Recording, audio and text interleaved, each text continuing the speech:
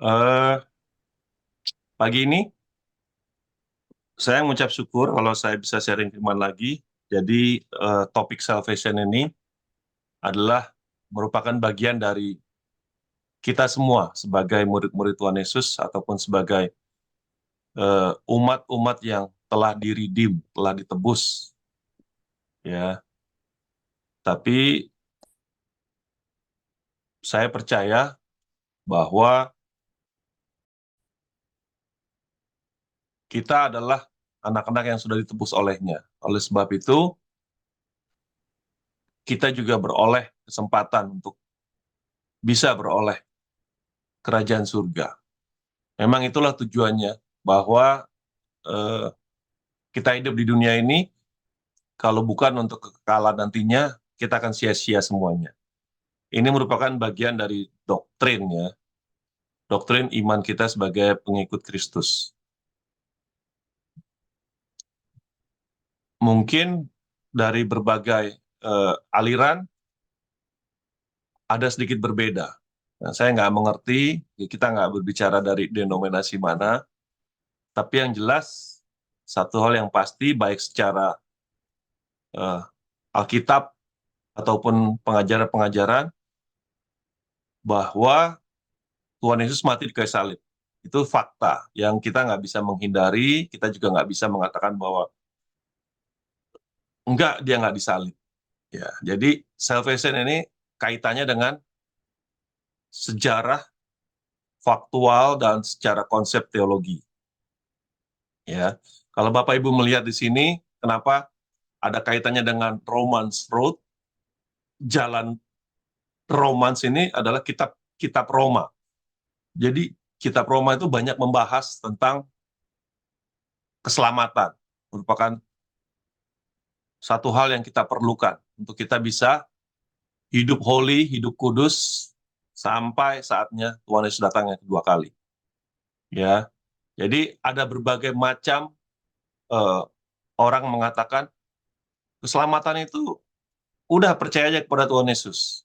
Ya, tapi ada step-stepnya, sama seperti kita mau berangkat, misalnya kita mau berangkat liburan ke India, itu ada step-stepnya. Kita butuh apa dulu? Kita butuh paspor, kita butuh tiket, kita butuh apa. Jadi ada step-stepnya. Begitupun dengan keselamatan kita. Salvation kita di dalam Kristus Yesus ada tahap-tahapnya. Nah, kita mau belajar, saya usahakan selesai dalam waktu 20-30 menit. Setelah itu kita bahas tanya jawab. Kalau memang ada tanya jawab. Jadi nanti ini hanya bagian yang pertama, bagian kedua nanti konsep aplikasinya. Jadi eh, yang pertama sekali adalah kita melihat bahwa keselamatan itu dimulai dari Tuhan Yesus. Ya, ini agenda saya yang saya sudah sharingkan beberapa waktu lalu, ada beberapa topik. Jadi saya merasa adanya kebutuhan untuk menjelaskan keselamatan. Ya, keselamatan itu, ingat, keselamatan itu di dalam Tuhan Yesus, bukan di dalam Allah lain, bukan di dalam Tuhan lain. Jadi ini kita buat poin yang paling penting dulu. Dan keselamatan itu atas inisiatif Allah Bapa kita, ya, di dalam anaknya Tuhan Yesus Kristus tentunya, ya. Jadi yang pertama yang ingin saya bahas adalah, pertama sekali, kita adalah manusia yang berdosa, ya. Kita bahas dari Roma 3 ayat 23, ya. Kita adalah makhluk eh, jemaat manusia yang berdosa. Ya, kalau Bapak Ibu melihat peta di sebelah kiri saya ini, di sebelah kanan Bapak Ibu ya, itu udah jelas ya. Manusia itu sudah jatuh dalam dosa. Jadi kita mundur ke belakang, kejatuhan manusia pertama Adam dan Hawa, sudah kita tahu di kitab Kejadian ya. Itu sama, baik sepupu kita juga mengakui ya, manusia pertama yaitu Adam. Ya, kalau kita sebagai murid Kristus, kita mengatakan manusia kedua itu siapa? Ya, Tuhan Yesus, Yesus Kristus. Ya. Jadi kejatuhan manusia ke dalam dosa itu tidak mampu lagi menolong dirinya sendiri. Jadi garis bawahi, kejatuhan manusia pertama jatuh ke dalam dosa, ya, karena si godaan si ular, si iblis, udah gitu Hawa membujuk suaminya, lantas jatuhlah manusia dalam dosa. Sejak saat itu tidak bisa lagi memperbaiki hubungannya dengan Allah Bapa. Jadi hubungan yang tadinya harmonis sudah hancur. Nah, oleh sebab itu manusia tidak bisa menyelamatkan diri sendiri. Siapa yang bisa menyelamatkan kita? Oleh kejatuhan ini, ya hanya Tuhan Yesus. Itu sebabnya Tuhan Yesus datang ke muka bumi ini. Ini yang tidak dipahami oleh sepupu kita. Kenapa bisa menjelma menjadi manusia? Ya, itu panjang ceritanya. Ya, mungkin kita bahas dalam topik-topik berikutnya. Kenapa sih Tuhan harus datang ke dunia? Ya karena singkat aja ya, karena manusia tidak bisa datang ke atas. Jadi Tuhan yang datang ke bawah. Dalam konteks yang sederhana itu begitu. Jadi bola itu kan ada berputar ya. Bola bisa menuju ke kiri, masuk ke tempat gawang atau gawang yang mendekat. Nah, dalam konteks ini Tuhan Yesus itu nggak langsung membuat inisiatif. Ya karena memang kembali lagi pada konteks Alkitab. Karena begitu besar kasih Allah Bapa oleh dunia ini dan sisinya, maka dikaruniakanlah anaknya yang tunggal. Supaya barang siapa yang percaya kepadanya beroleh keselamatan. Itu kita semua udah tahu mungkin. Itu kayak seperti Pancasila. Satu. Itu udah terekam dalam otak kita sebagai murid-murid Kristus ya. Jadi buku Roma ini adalah salah satu buku yang dipakai. Romans Road ini adalah salah satu yang dipakai oleh teologi-teologi evangelis yang untuk mengabarkan evangelism. Membawa misalnya ada teman, ada siapa saudara yang belum mengenal Kristus, ya semua pakainya dari kitab Roma ini. Makanya kitab Roma ini sangat penting. Kalau Bapak Ibu ingin baca kitab Roma, tapi saya punya dalam buku bahasa Inggris, silahkan. Pembedahannya ada di saya, expository teaching-nya ada di saya, semua lengkap dibedah. Jadi kitab Roma ini adalah paling penting ya. Jadi dalam peta yang di sebelah kiri saya ini dijelaskan bukan hanya di kitab Roma ya, di kitab Yesaya 53 ayat 6 juga. Itu udah lengkap dijelaskan di situ ya. Dan kita juga mengerti upah dosa adalah maut. Ya, maut artinya ya kematian, death. Nah, oleh sebab itu datanglah Tuhan Yesus.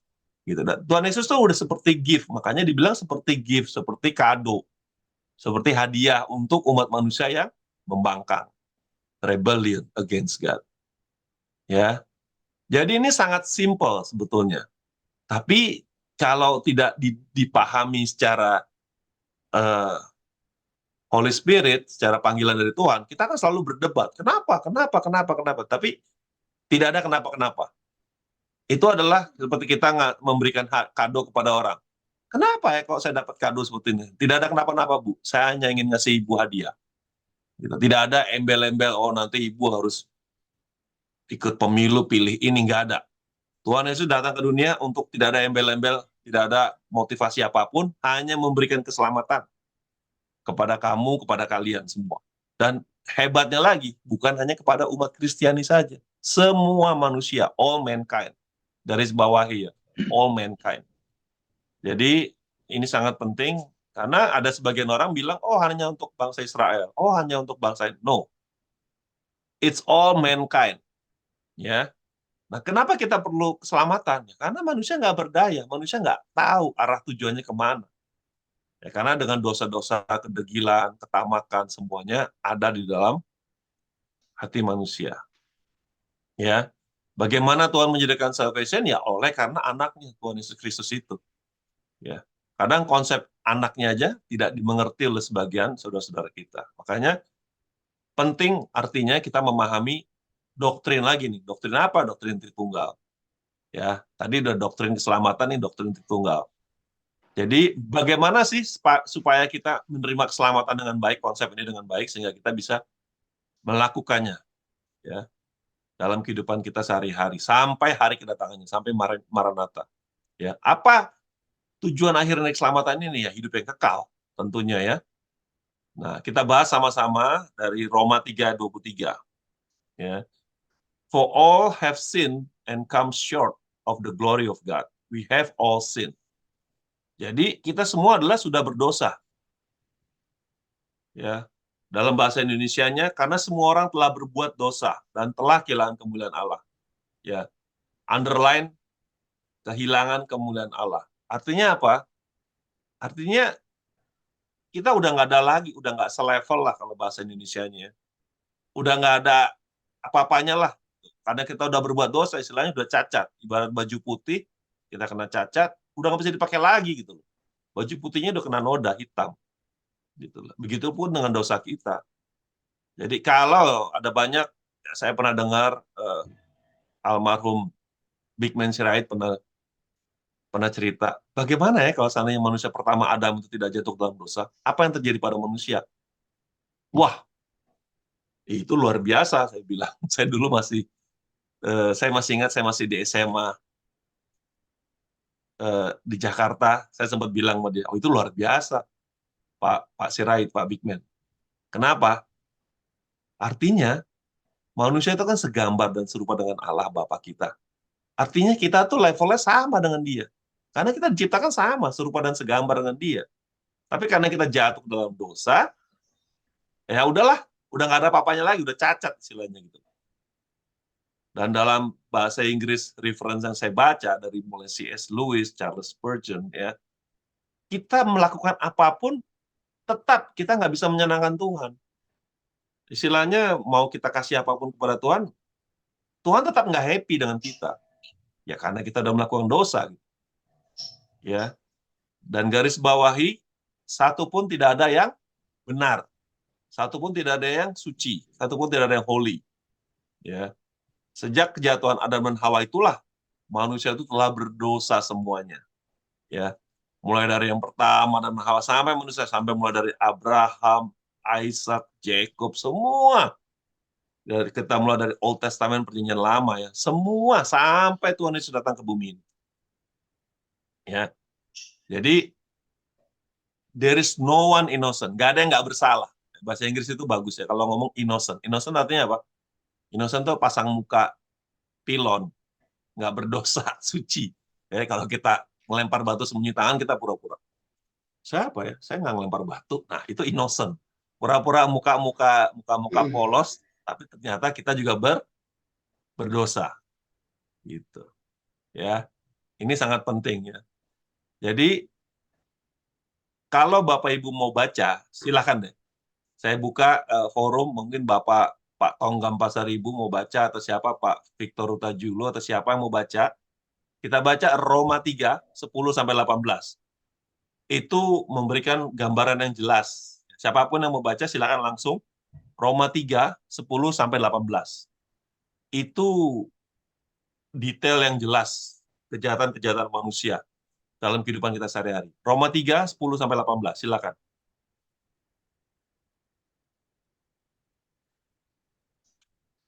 Roma 3.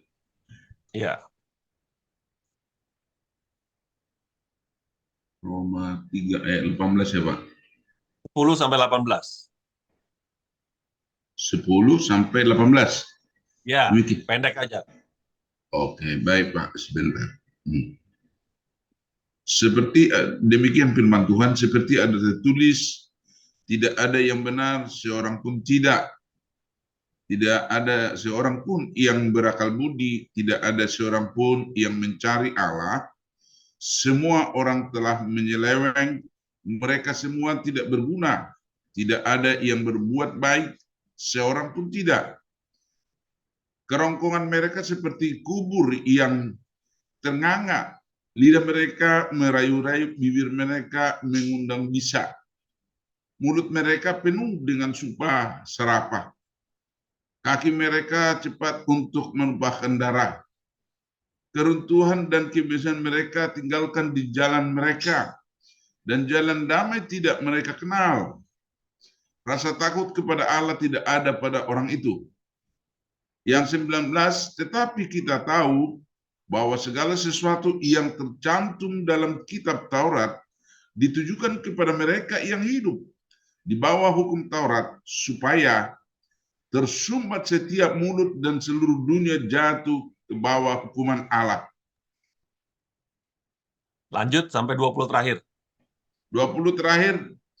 Ya. Sebab tidak seorang pun yang dapat dibenarkan di hadapan Allah oleh karena melakukan hukum Taurat, karena justru orang hukum Taurat, orang mengenal dosa. Demikian firman Allah.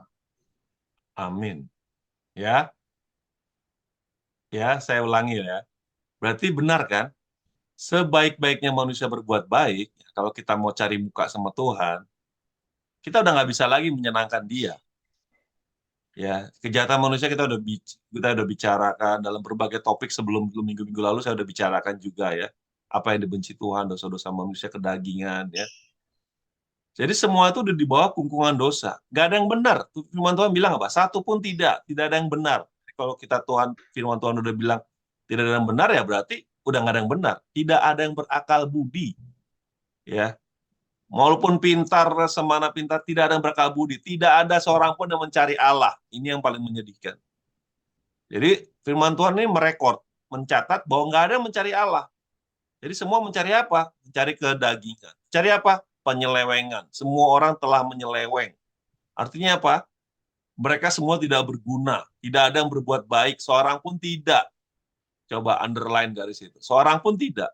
Kerongkongan mereka seperti kuburan ternganga. Artinya apa? Ya seperti kuburan. Kuburan tahu sendiri. Seperti apa? Busuk semua. Lidah mereka merayu-rayu. Ya.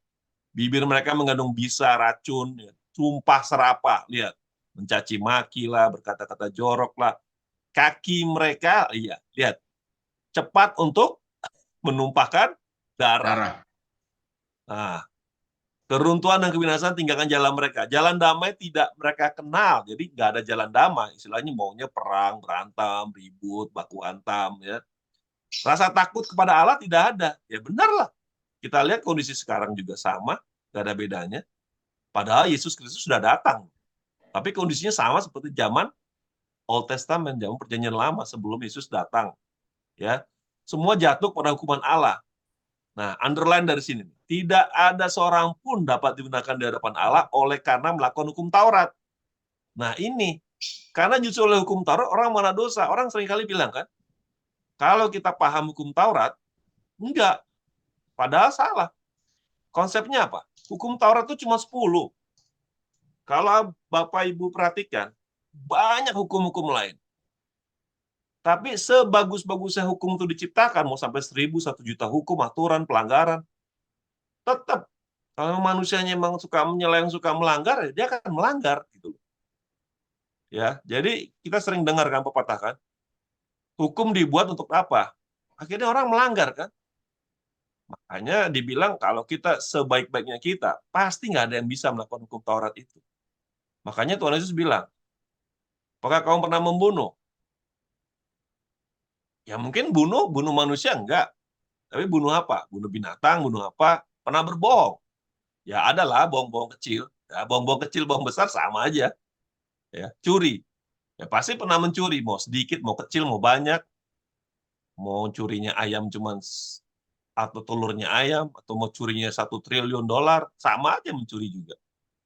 Jadi, hukum Taurat juga nggak bisa memenuhi kita juga. Ada yang bilang, saya bisa melakukan 10 hukum Taurat. Seperti orang Yahudi mungkin mengatakan, orang Farisi, orang Saduki. Nggak ada yang bisa melakukan hukum Taurat. Nah, jadi sekali lagi kita harus menjelaskan konsep ini secara benar. Ini konsep yang kedua ya. Yang pertama tadi kita udah tahu ya, bahwa semua telah berdosa. Ya. Yang kedua adalah nggak ada yang benar. Ya, nggak berdosa, nggak ada yang benar ya, sama. Nggak ada yang berdosa, nggak ada yang benar. Cuma nanti acuannya kita kembali ke konteks ke Alkitab. Nah, bagaimana manusia bisa bertobat, repentance. Bagaimana manusia bisa bertobat dan tidak mengulangi lagi. Ya, kalau firman Tuhan tuh berkata tuh sangat keras ya, wicked ways. Artinya apa? Jalan-jalan yang jahat, jalan-jalan yang berdosa gitu loh. Nah, bagaimana konsep obedient? Konsep kita untuk patuh terhadap Tuhan kita Yesus Kristus. Nah, kembali lagi ke konsep yang ketiga. Ya, kita belajar nih. Kalau manusia keep doing bad thing ya, artinya keep doing yang jahat, artinya apa? Artinya ya manusia itu berbuat kejahatan. Jadi dia nggak ngerti jahat itu apa sih, dosa itu apa sih. Gitu. Padahal upah dosa adalah maut. Roma 6 ayat 23. Udah jelas dikatakan. Upah dosa adalah maut, kematian. Bahasa Indonesianya begitu ya. Jadi kita ini tidak menyadari bahwa Tuhan Yesus sudah menebus kita. Saat Tuhan Yesus menebus kita tuh udah reconcile. Artinya apa? Sudah berdamai dengan Allah Bapa. Tadinya kan kita nggak dianggap sebagai anak. Kita udah diadopted kembali, diadopted kid. Jadi ini yang harus sangat kita jelaskan kepada teman-teman, kepada saudara kita bahwa kita kembali lagi kepada Tuhan, kita harus mengerti bahwa upah dosa adalah maut. Yang satu hal lagi yang saya ingin tekankan, bahwa dengan kematiannya saja, bahwa kita boleh dipersatukan dengan Allah Bapa kembali. Ya, karena kalau Tuhan Yesus tidak mati, tidak ada jalan lain gitu. Makanya ingat kalau Bapak Ibu lihat ya, di tengah-tengah kesedihannya sebagai bodi seorang manusia, Tuhan Yesus kan pernah bilang, kalau saja cawan ini berlalu daripada aku. Artinya apa? Sebagai manusia dia nggak mau. Ya. Bagaimana manusia mana yang tahu kalau dia akan mati di salib untuk menebus dosa-dosa umat manusia? Kalau ada orang mati di salib untuk hal yang lebih hebat, lebih apa, saya belum pernah melihat tuh. Orang melakukan superior hero seperti Tuhan Yesus seperti itu. Ya, jadi kembali lagi kepada konsep kita sebagai manusia yang sudah ditebus, kita harus mempunyai iman. Makanya dibilang konsep keselamatan itu juga dekat dengan konsep iman kita. Ya, kalau kita nggak punya iman kepada Kristus, kita nggak mungkin mau bertobat, mau berbalik kepada Tuhan Yesus. Ya, dan kembali lagi kita sebagai individual terus menggali, mendengar. Jadi iman dari mana? Iman dari pendengaran. Kita sudah mengerti konsep iman ini udah dari lama ya. Iman dari mana dibangun? Dari pendengaran. Ya, bukan berarti kita nggak membaca, kita membaca juga, mendengar juga, berbicara juga. Itu justru menguatkan semuanya. Tapi pertama kali dari dengar. Ya, itu yang lebih penting ya. Nah, kalau kita sudah mengerti itu semuanya, baru nanti Holy Spirit, Roh Kudus yang akan menjelaskan kepada kita bagaimana kita melalui pertobatan kita.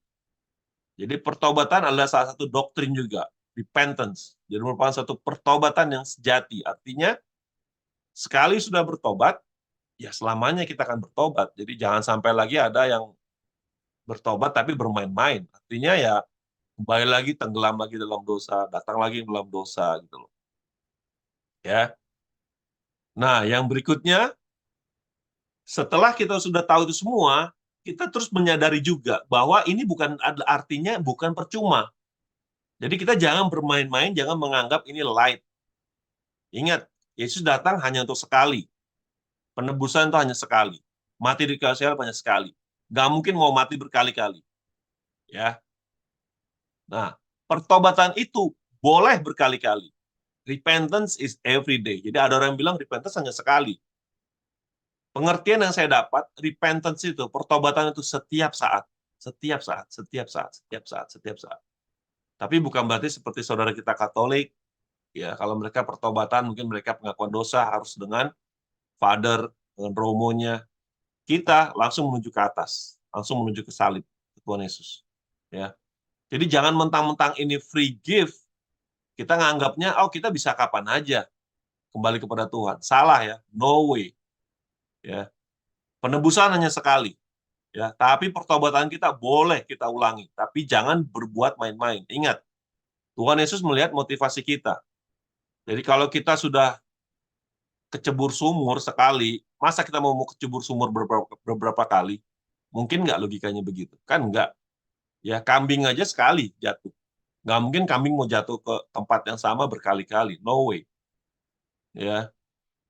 Jadi kembali kepada konsep yang pertama adalah atas inisiatif daripada Allah Bapa kita untuk manusia ini, bukan atas dasar kita. Jadi beda dengan sepupu kita ya. Sepupu kita ini selalu berbuat baik, berbuat baik, berbuat baik. No matter apapun yang kamu lakukan, kebaikan di muka bumi tidak bisa menyelamatkan kamu, tidak bisa membuat kamu tiket menuju surga. Kenapa? Ya seperti tadi sudah bilang, karena kita udah fall short, kita udah nggak ada kemuliaan, udah nggak ada muka lah di dalam Tuhan Yesus, gitu loh. Ya, karena Tuhan itu cinta, Dia tuh udah memberikan cintanya kepada kita. Ini makanya kita ini ditolong pada saat kita masih berdosa loh. Ya, jadi kalau kita mau bilang saya selamatkan kamu pada saat kamu lagi jelek loh, lagi hancur loh, gitu loh. Jadi Tuhan udah menyelamatkan kita. Hebat nggak itu? Ya. Jadi kalau dalam peta yang sebelah kanan, ya, ini journey-nya juga hampir sama. Ya, cuma beda-beda, pengambilan topiknya beda. Cuman saya lebih suka dari pengenalan topik yang saya buat ini. Ya, kalau ini dibilang langsung pengenalannya bahwa masyarakat orang-orang yang di dalam Kristus akan dibebaskan. Benar, ya. Terus konsep yang lebih mudah lagi, dia langsung percaya seperti penjahat. Penjahat yang di sebelah kanan Yesus itu konsep keselamatan yang paling tercepat. Ya, tapi kita nggak mengikuti itu. Kenapa? Karena kita nggak tahu kapan kita mati. Betul nggak? Kalau Bapak Ibu pikirkan, betul nggak? Kalau kita tahu kita mati, seperti orang yang divonis kanker, 1 bulan lagi saya mati nih. Oh, dia pesta pora berbuat kejahatan. Sampai the last minute baru dia bertobat. Tapi Tuhan kan mengerti maksudmu. Tuhan Yesus kan mengerti hatimu yang sudah kacau itu cara pemikirannya. Gitu. Jadi jangan mempermainkan Tuhan. Disinilah pentingnya jangan mempermainkan Tuhan. Karena Tuhan mengerti hati kita yang sampai yang terdalam. Ya. Nah, yang berikutnya, yang orang sering tanyakan kepada kita ini, apa sih yang kita lakukan supaya kita bisa diselamatkan? Ya, kembali lagi, setelah kita mengerti firman, setelah kita bertobat, setelah kita ini, kita jalankan. Tapi kita harus mengaku juga. Dengan apa? Dengan maut kita, dengan mulut kita. Kembali kepada konsep saya yang sebelumnya, bahwa kalau saat saudara Bapak Ibu melawat orang sakit, ya misalnya ya orang sakit ya, kalau dia itu misalnya sedih, stres, atau lagi apa, lagi panik, itu Bapak Ibu bisa melawat mereka dengan mengatakan bahwa, oke, Bapak Ibu sudah menerima Yesus belum? Belum.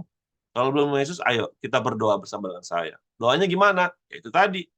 Bapa kami yang di surga, Bapa yang kami kenal dalam Tuhan Yesus, terima kasih saya boleh datang lagi hadiratmu, bahwa saya adalah orang berdosa. Itu pengakuan pertama. Saya adalah orang berdosa. Dan engkau adalah Tuhan yang menebus dosa saya. Itu yang kedua. Yang ketiga, saya mau mengaku dan percaya bahwa engkau adalah Tuhan, ingat ya, engkau adalah Tuhan dan juru selamat saya secara pribadi. Tuh, itu dengan pengakuan dengan mulut, harus membuat declaration. Di firman mengatakan di publik, ya, itu disebutkan. Jadi kalau kita misalnya, kita nggak boleh malu, misalnya mengatakan bahwa, oh iya, Tuhan Yesus sebagai Tuhan dan juru selamat saya. Jadi kita mengatakan itu secara benar-benar, bukan dengan main-main. Jadi intinya adalah bahwa kita nggak perlu merasa sungkan, kita nggak perlu merasa aneh, merasa weird ya, dan kita percaya bahwa ya Yesus telah menyelamatkan saya percaya dengan mulut saya. Itu yang penting. Bahwa dia telah datang ke dunia ini, menebus dosa saya, mati, disalibkan, dan bangkit pada hari yang ketiga. Dan dari sana dia akan datang untuk menghakimi saya dan orang-orang lainnya. Itu yang benar. Roma 10 ayat yang ke-9. Ya. Yang jadi inti perkara dari semua ini kan keselamatan, salvation.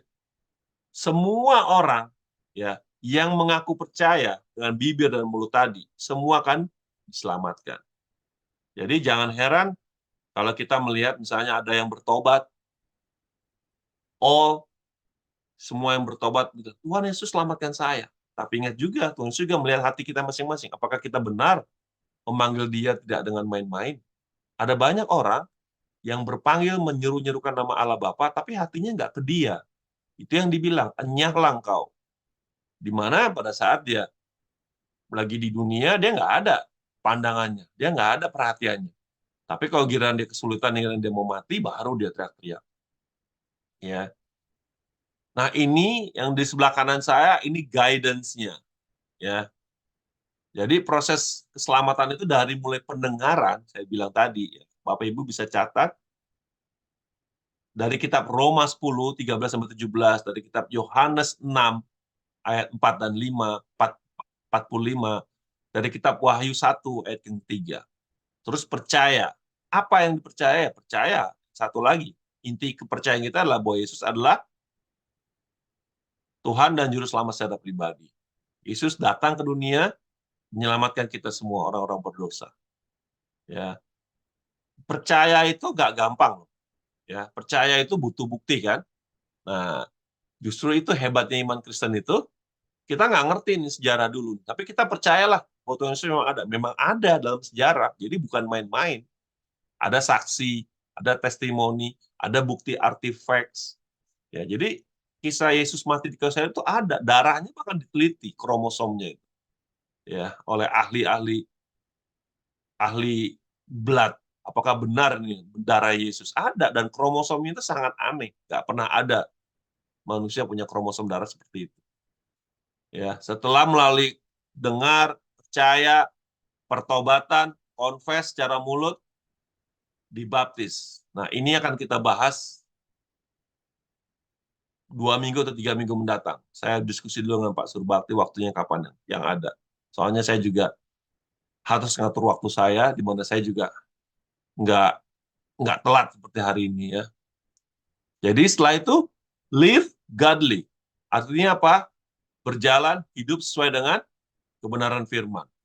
Jadi setelah kita udah bertobat susah payah, udah mendengarkan firman, udah ikut dalam kelompok tumbuh bersama, sharing firman segala macam, dibaptis, itu juga yang paling penting. Ada orang bertanya, kalau nggak dibaptis gimana Pak? Sah-sah saja kalau memang Anda tidak memungkinkan. Kayak di beberapa negara ya, yang baptisan sangat sulit, mereka nggak perlu dibaptis secara itu. Itu kan hanya medium saja. Tapi kalau Anda bisa dibaptis secara immerse atau nyelam, itu kan hanya simbol. Anda ditenggelamkan, ada yang baptis percik. Itu bukan kita mempermasalahkan baptisannya dalam bentuk percik kayak, dalam bentuk selam kayak atau apa. Itu nggak lebih penting dibandingkan dengan hatimu sendiri yang menuju pertobatan. Hatimu sendiri yang ke dalam Tuhan Yesus. Jadi itu hanya remeh-temeh yang nggak begitu core idea. Kalau emang memungkinkan, kenapa enggak? Baptis selam. Ya, ini ada ayatnya semua. Nanti kita bahas lagi dalam 2 minggu, 3 minggu mendatang.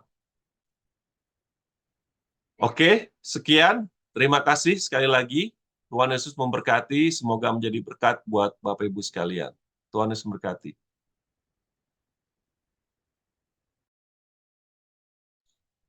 Puji Tuhan.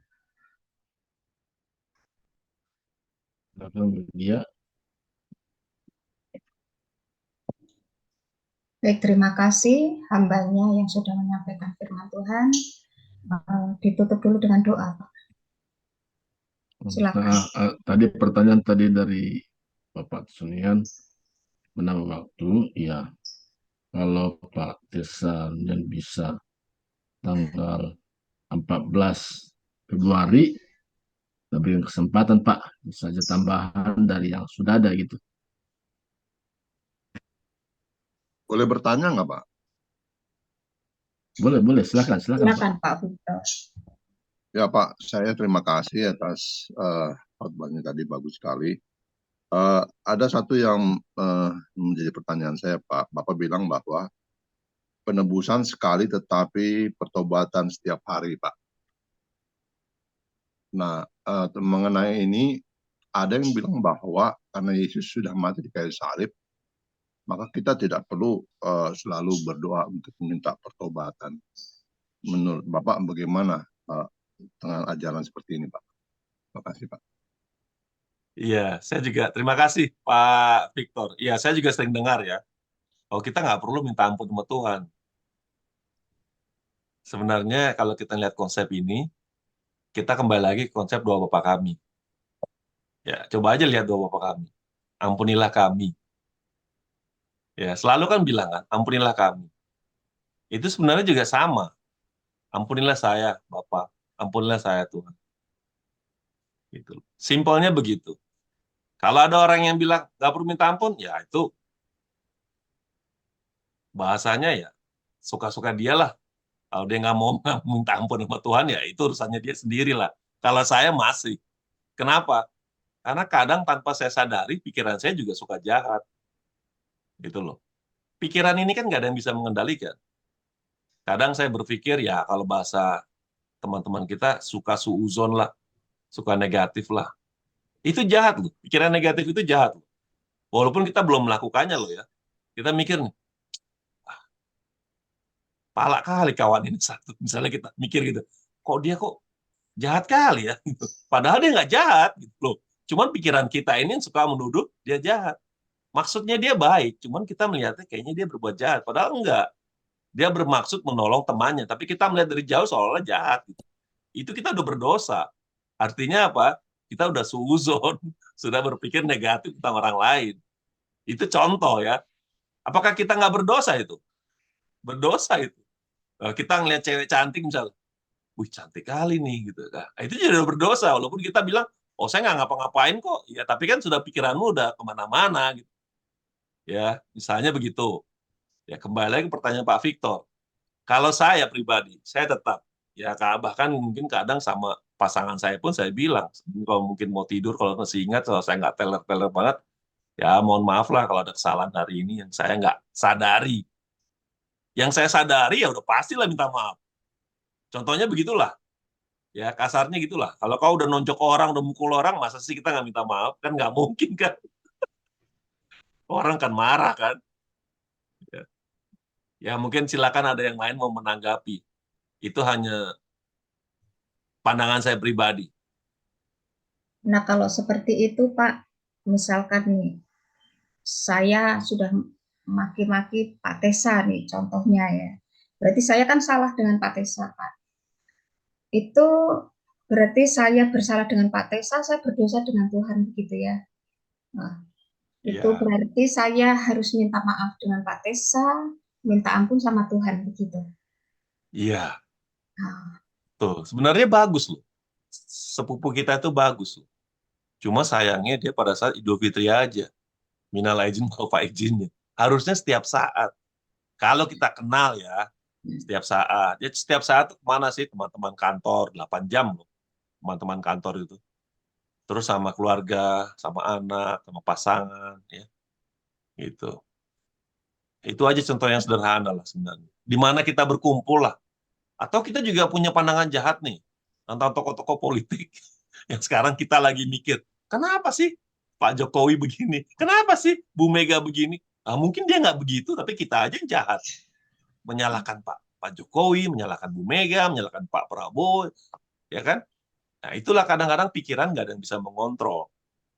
Ada orang bilang, sepanjang kita nggak berbuat jahat kan, kita belum melakukan pembunuhan kan, kita nggak berdosa. Nah, itu salah. Ingat, Tuhan mencatat pikiran kita. Artinya premeditated. Gitu loh. Sudah berdosa. Ini udah merencanakan ini pembunuhan ini dari 3 bulan. Walaupun nggak jadi membunuhnya. Apakah itu nggak berdosa? Berdosa kalau menurut saya.